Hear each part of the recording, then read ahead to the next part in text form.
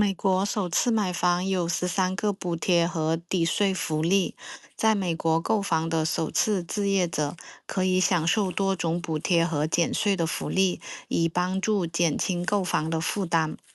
首次购房补贴，美国联邦、州和地方政府提供首次购房的补贴，意在减轻买房者的经济压力。这些补贴通常用于支付首付或者是关闭费用。比如加州的 California Green for a Share Appreciation 计划提供符合条件的首次购房者房价或估价的20%补助，金额最高不超过15万美元。注意，该补助仅适用于自住房，买家需要在购房后60天内入住。现在入手不仅是买房，更是进入下一轮西雅图增长周期的门票。西雅图代表了科技时代的中心，而项目代表了这座城市里面一个兼具教育、生活、投资与成长潜力的坐标点。首次购房者储蓄账户允许购房者将一部分收入存入专门的用于购房的账户，并享受税收的优惠。请注意，这一福利在联邦层面不适用，只在特定的州有效。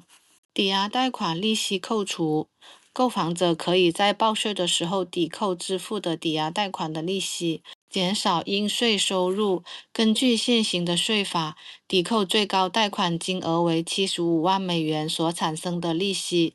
房地产的税扣除，购房者每年需要支付房产税，可以将支付的房产税作为税务抵扣项。值得注意的是，2017年通过的税制改革法案限制了州和地方税，包括房产税的抵扣金额，最高为1万美元。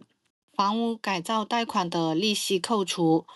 若购房者申请贷款用于提高房屋价值，或者是进行重要的改进，比如增加房间或者是改造厨房，可以抵扣相关贷款的利息。房屋能效改进抵扣，为了鼓励环保和节能，美国政府提供针对节能房屋改进的税收抵免。如果购房者进行了节能改进，例如安装太阳能、电池板、节能门窗等等，可以申请节能税收抵免。家庭办公室费用抵扣，如果在家中设有专用的工作区域，并且为自雇或者是小企业主，购房者可能有资格将家庭办公室相关的开销作为税务的抵扣，包括抵押贷款的利息、房产税、水电费等等。房屋贷款点数抵扣，在贷款的时候支付的贷款的点数可以作为抵税项，购房者可以选择在购买当年一次性抵扣这些点数，或者分多年来抵扣。资本利得免税，出售自住房的时候，如果在过去5年内至少居住了2年，购房者可以享受最高25万美元个人，或者是50万美元已婚共同申报者的资本利得免税。房屋置换免税，在符合特定条件，比如入手新房价格高于旧房，买卖时间间隔不超过45天等等的情况下，购房者可以享受旧房置换新房的免税待遇。搬迁费用抵扣，因工作原因搬家的购房者可能可以扣除一定的搬家费用。不过，自从2018年起，除现役的军人外，搬家费用抵扣在联邦层面已经取消，但是某些州可能仍然允许此类抵扣。房屋租赁收入抵扣，购房者若将房产用于出租，可以将与出租房屋相关的各种开销，比如维修、维护、房产税等等，作为税务抵扣。折旧也可以作为重要的抵扣方法。房屋灾害损失抵扣，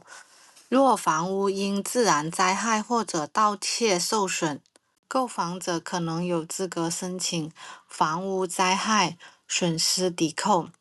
自2018年起，该抵扣仅适用于联邦政府宣布的受灾区域，具体的抵扣金额视损失程度而定。整合全美国优质新房、二手房与投资物业资源，通过智能分析模型，帮助客户精准识别市场机会，实现从选房、购房、出租管理到资产配置的全流程服务。感谢支持，欢迎订阅。